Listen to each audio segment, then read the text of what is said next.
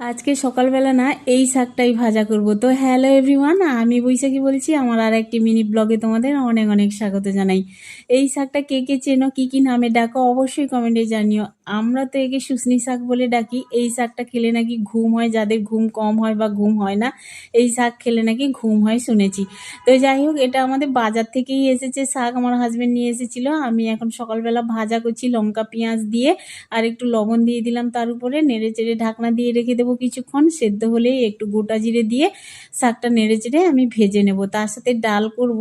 আর এই শাকটা না গ্রামের দিকে জলে, পুকুর পাড়ে বা ধান জমিতেই হয়। আমরা তো শুশনি শাক বলেই ডাকি। বেশ ভালো লাগে, মিষ্টি মিষ্টি লাগে, খেতে দুর্দান্ত লাগে। তার সাথে ডাল করব প্রেসার কুকারে।